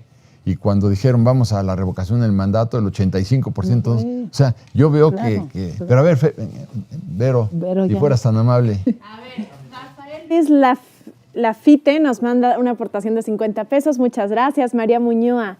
Doctor, ¿es posible sanar rupturas entre miembros de una familia rota por la 4T, entre amigos?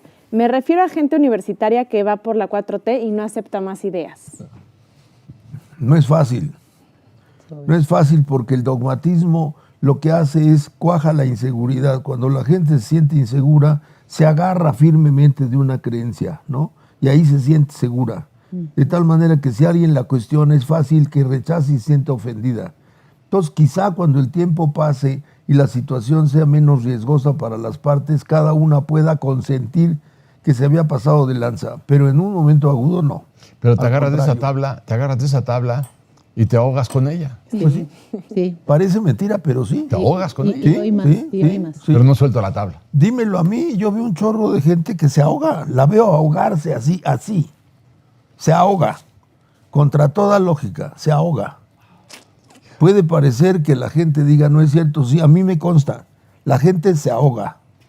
Pero es la Lo voy a muerte. decir en términos muy léperos, ¿no? Se lo lleva a la chingada y va feliz, no se quiere soltar del tabique, ahí va para abajo, así, mira, así. Los veo con verdadera lástima, pero se ahogan. Y no hay manera de hacer nada por ellos. No. A ver, Vero. Freud concibió un concepto que se llama salto al vacío. Sí. Y es perfecto. Sensaciones adquirieron una membresía de fan. Muchas gracias. Néstor Leal, idea para Xóchitl, que la gente que reciba beneficios en efectivo del gobierno por más de 6 meses se le prohíba votar por conflictos de interés. Gracias, Inés. Adriana, un beso. ¿La gran protesta de maestras en Tamaulipas es lucha personal o ya demuestra el malestar educativo del país? La marcha de ayer fue impresionante de los De maestros. encanto social también. Pero multitudinaria. Ahí tenemos un ejemplo de que... de que no los programas sociales, de que no este control, de que es mentira. O sea, y otra cosa, de que los maestros leyeron los libros de texto Claro. y dijeron, esto no puede ser. Claro. Con nuestros hijos, no. ¿Verdad? Entonces, no. Pero ¿qué tal con la señora que actuó el otro día en Palacio Ah, no, Nacional? bueno. que por cierto, Yo antes la era quiero distinto. contratar para una fiesta de niños.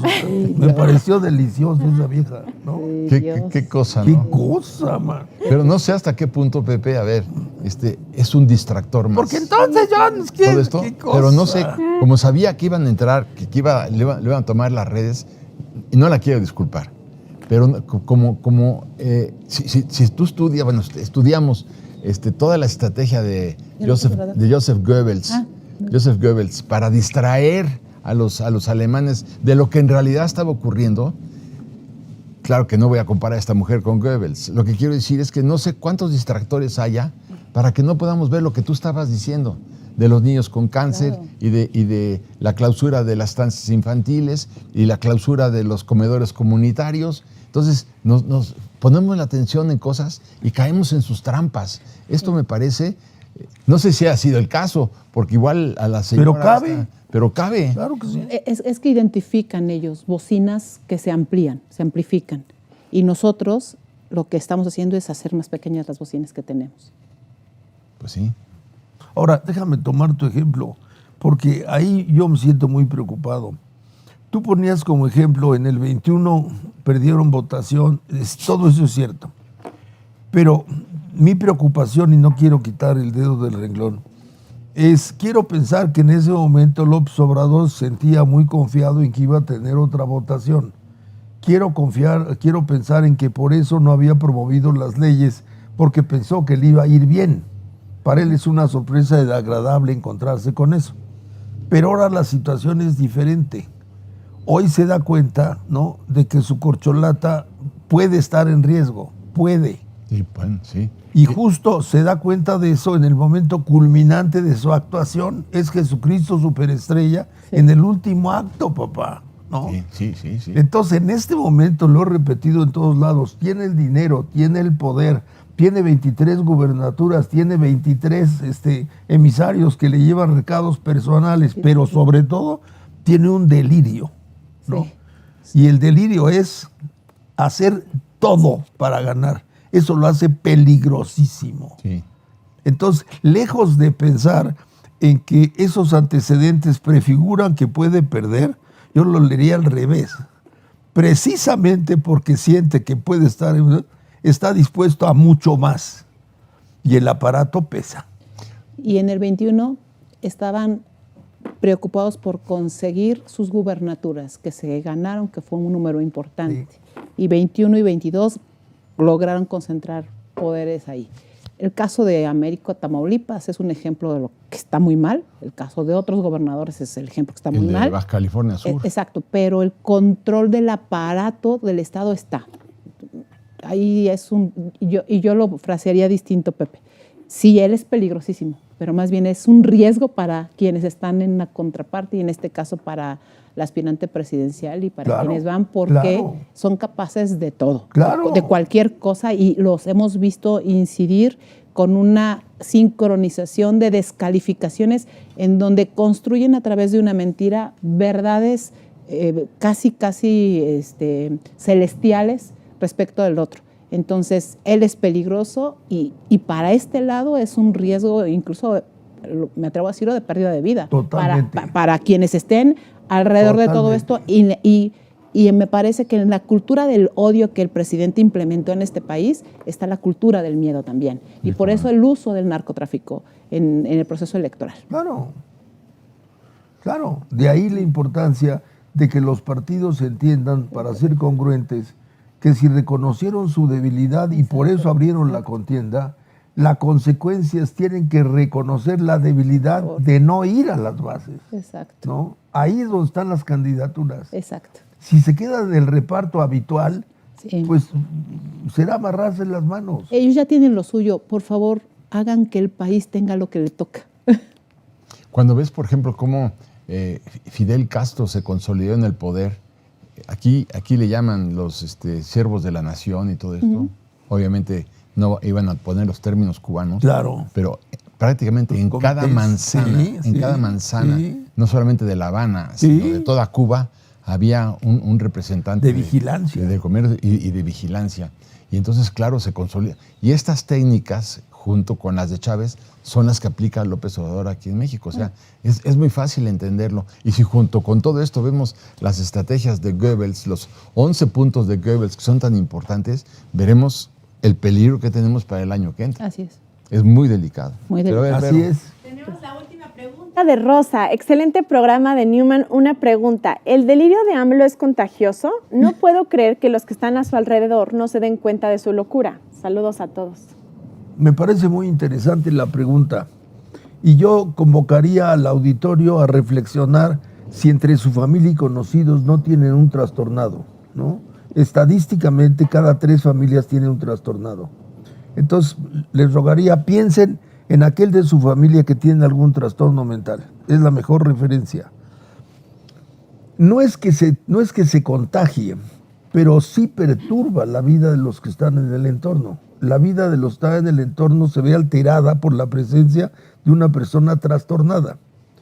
En el menor de los casos llama la atención, preocupa y por tanto distrae. Entonces el familiar ya no puede estar en lo que está porque está atento, está preocupado, está cuidadoso del que está trastornado, ¿no?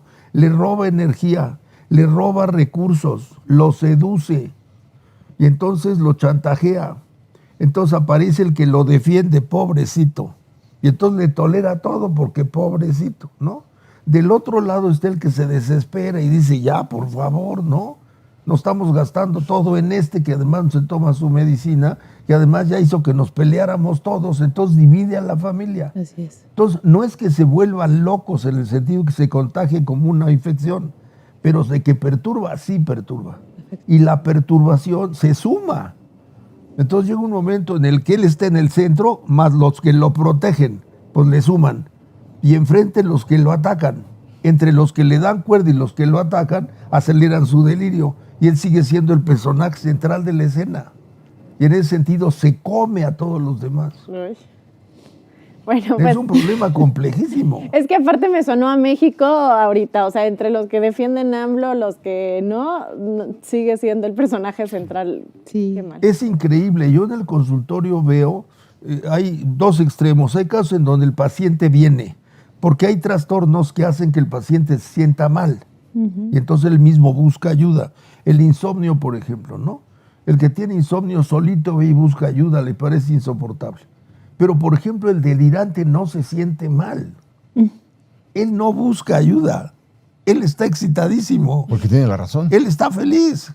Claro. Entonces, ¿por qué se va a sentir mal? Claro. Ahí el que busca ayuda es el familiar. Oiga, tengo un hermano que dice que va a hacer y no sé qué y no sé cuánto. Se lo traigo, no va a venir. Y no viene. Cuando a veces han llevado a fuerzas a alguien, va y me dice, vengo a saludarlo. porque mi hermana es muy amiga suya, entonces lo vengo. ¿Usted cómo está? Yo, perfecto. Mi hermana es la que anda muy preocupada, ¿no? Mi hermana es la El delirante nunca se siente mal. Al contrario, está excitadísimo. Sí. Perfecto. Bueno, ya leímos los comentarios. Ahorita estamos en 6,000 likes, también siguen flojitos. Acuérdense que aunque estén viendo el programa después, ya ha acabado el en vivo, esos likes y esas suscripciones nos ayudan muchísimo. Bueno, sí. Bueno, pues creo que llegamos al final de nuestra transmisión. Adriana, muchas gracias. Pepe, muchas gracias. La idea era, junto con todo este entorno político, también analizar la personalidad del mexicano, cómo somos, cómo funcionamos, si somos capaces de resistir, no de resistir, si nos resignamos, si somos inconformes, si somos ignorantes, si somos apáticos, en fin, como decíamos al principio del programa, yo nunca he creído en las culpas absolutas. Claro. Creo que hay un momento donde termina la culpa de López Obrador, de Morena y de la 4T y todo esto, pero hay un momento en donde comienza nuestra responsabilidad. Sí. Como decíamos, ¿no? Antes de que llegaras, Adriana, el hecho de que hay personas que tienen 80 o 90 años que siguen culpando a sus padres de lo que ocurrió. Sí, caray. ¿En qué momento te vas a responsabilizar de tu conducta? Claro. Yo creo que llega un momento en que los mexicanos nos tenemos que poner frente al espejo, y decir, bueno, así somos, pues vamos a corregirlo de una buena vez por todas, ¿no? Pero vamos a responsabilizarnos, porque yo creo que en pocas ocasiones en la historia de México habíamos estado en tanto riesgo como el que estamos viviendo ahora. Es un riesgo terrible de lo que nos puede ocurrir si nosotros no reaccionamos a tiempo, y nosotros a título individual no hablamos con gentes de nuestro entorno para informar. Yo creo que la palabra clave en este momento se llama informar. Cuando hace poco le preguntaba yo al chofer de un Uber, ¿y tú vas a votar por Morena? Y me dijo, ni muerto. Ah, no, entonces ¿por quién vas a votar? Yo voy a votar por el Partido Verde. Ay. Le digo, pues es lo mismo, es lo mismo. No me diga. Ah, entonces me dice, no, entonces mejor por el Partido del Trabajo. Pues es lo mismo. Pero imagínate el nivel de ignorancia. Entonces, por eso creo que nos toca informar. Y era un poco la idea de este programa, ¿no? No sé si ustedes quieran agregar algo. Yo secundo tu posición, ¿no? Yo creo que hay que subrayar con rojo, estamos en peligro, así, ¿no? Foco, ¿no? Los partidos de oposición tienen la responsabilidad, ya se dieron cuenta de que tienen un desprestigio. Bueno, ahora que se conduzcan acorde con eso, ¿no? Sí. Que corrijan el error de desprenderse del territorio, ¿no? Tienen que regresar al territorio. De otra manera será, digamos, ¿cómo se decía? Agua de borrajas, ¿no? Sí. Y por otro lado, lo que tú dices, ¿no? De aquí hasta la elección, ¿no? Hay que poner un foco rojo acá arriba a todos los programas, ¿no? Peligro, como cuando dicen al aire, ¿verdad? Sí, porque estamos corriendo un grave peligro. Cuando se dice, y creo que no es una exageración, que si no nos despertamos, puede ser la última elección que tengamos. Ah, no, si esto dura más. En mucho tiempo. ¿Quién sabe qué pase? ¿Quién sabe qué pase? Por eso hay que aplicarlo. Yo creo que hay una gran oportunidad de entender la responsabilidad histórica que tenemos todos los que estamos en la oposición y los que están liderando los proyectos en cualquier área que le corresponda, asuman esa responsabilidad con el compromiso de entender que lo que México está pasando y lo que puede pasar por omisión o por acción es una responsabilidad que tendrán que asumir con la historia también, con las nuevas generaciones y con la generación que está en curso, que quizá se siente un poco abandonada. Entonces sí, regresen por favor al territorio todos. Y los jóvenes, por favor, los jóvenes, de ellos depende la elección, de ellos depende el futuro de México, de que actualicen sus credenciales, porque si no las actualizan no van a poder votar, y si no votan va a ser un desastre. Pero bueno. Hagamos un programa para los jóvenes. Sí. Porque entre los primovotantes de 18 a 39 es la más alta tasa de ausentismo. De ausentismo, son millones de jóvenes que no tienen su credencial. Lo cual te está diciendo que le está valiendo madre. Así es, exactamente. Sí. 3 focos rojos, 3, ¿no? O sea, si nos lleva el carajo, a ustedes los va a llevar peor. Pues sí, porque ellos están comenzando en la vida. Y tú y yo, pues Adriana, no, porque Adriana... No, estoy en el mismo caso que ustedes. Si nos lleva el carajo, pues nos lleva el carajo menos que a ellos. Sí, ¿no? Así es. Ellos Cuando nos lleva el carajo, nos lleva parejo a todos, entonces... Bueno. Pero construyamos para los chavos algo distinto. Bueno, pues muchas gracias por el programa.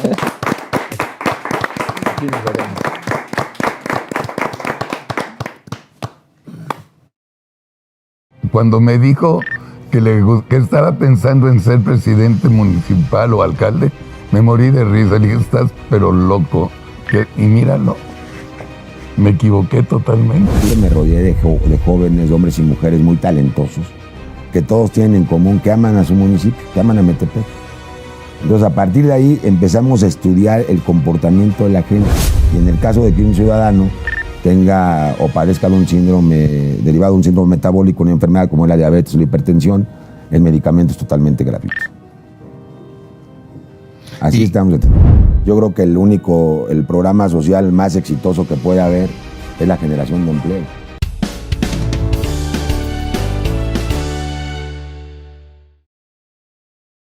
Familia Tipical, muy buenos días. La carta que escribí este jueves para Tipical TV se la dirigí a Titina Sheinbaum. Y como cada jueves les recuerdo, me hagan el gran favor de viralizar este video entre sus cuates, su familia y sus compañeros de trabajo. Mil gracias. Bien, vamos a la carta. La cabeza de la carta dice, carta dirigida a Titina Sheinbaum. Y entre paréntesis, Dios me escuchó.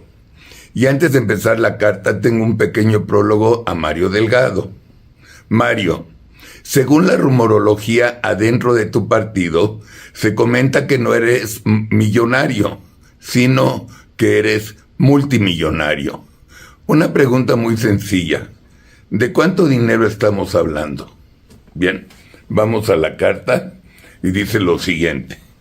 Titina, tengo que confesarte algo.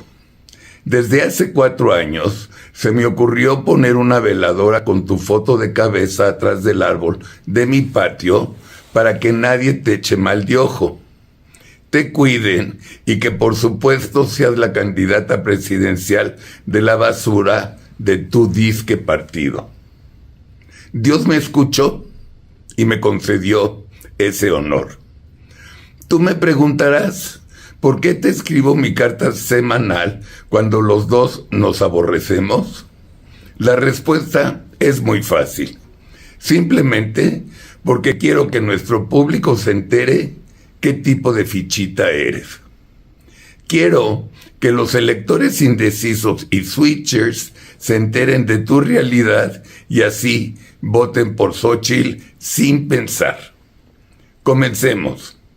Hace 5 años te rebautizamos en Atypical TV con el nombre de Titina, porque es increíble que lo único que sabes hacer cuando hablas es repetir exactamente lo que Andrés decía en las mañaneras. Creo que con este nombre también le hacemos un homenaje muy cariñoso a don Carlos Neto y Titino. Hace 3 años, estando desesperada por caerle bien a las masas humildes, resulta que un 5 de febrero te pusiste una falda con la imagen de la Virgen de Guadalupe. ¿Sabes cómo ofendiste a la comunidad católica, sobre todo cuando no eres católica? ¿Sabes la falta de respeto que le hiciste a todos y todas los mexicanos católicos? Y todo para disque caerles bien. Cuando vi esa foto, concluí en ese momento que eres una mujer súper mediocre y sin principios. Que harías todo lo necesario para ser la candidata. También te agarré mucho resentimiento porque durante un año, todos los jueves en mi columna del Universal, te recordaba que no han atrapado a los asesinos de mi directora creativa Eli Gutiérrez, una extraordinaria mujer, creativa y una madre soltera muy responsable que dejó a su hija al cuidado de sus papás. 5 años después, siguen sin aparecer los culpables. Y ahora hablemos de la línea 12 del metro, la línea 9 y unas 12 estaciones más. En esa tragedia no supiste reaccionar. Demostraste lo verde que estás para gobernar. Fuiste cobarde, mentirosa y timorata. Los muertos y sus familiares te valieron madre, al igual que Andrés. Fuiste secretaria del Medio Ambiente aquí en la Ciudad de México. Tienes una maestría en ingeniería energética y jamás abriste la boca para protestar contra la destrucción del ecosistema en Quintana Roo, y menos abriste la boca por la idiotez de Dos Bocas. Es más, aplaudiste el Chaifa en lugar de protestar. Tu historia, cuando fuiste delegada en Tlalpan, es desastrosa. Eres una mujer tan chiquita que jamás conviviste con los alcaldes de la oposición. Eres la mujer más resentida que conozco. A diferencia de Xóchitl, que va a unir a todos los mexicanos, tú los tendrás divididos igualito que Andrés. A diferencia de Xóchitl, que va a gobernarnos con una sonrisa, tú seguirás gobernando con tus resentimientos y tus complejos. A diferencia de Xóchitl, que nos va a gobernar con energías limpias, tú vas a seguir dañando el ecosistema. A diferencia de Xóchitl, que va a cambiar de frente la delincuencia, tú seguirás abrazándolos. A diferencia de Xóchitl, que sí sabe gobernar, tú no tienes ni la más remota idea de qué se trata. Y por último, a diferencia de Xóchitl, que tiene un gran carisma, tu carisma nos causa pesadillas todas las noches. Y como colofón, acabo de voltear tu fotografía atrás de mi árbol con 2 veladoras cada día para que seguro pierdas. Ya lo decreté. Amigos, familia, Atypical, esta es la carta de este jueves. Sigan disfrutando de Atypical TV y nos vemos más tarde. Buen día.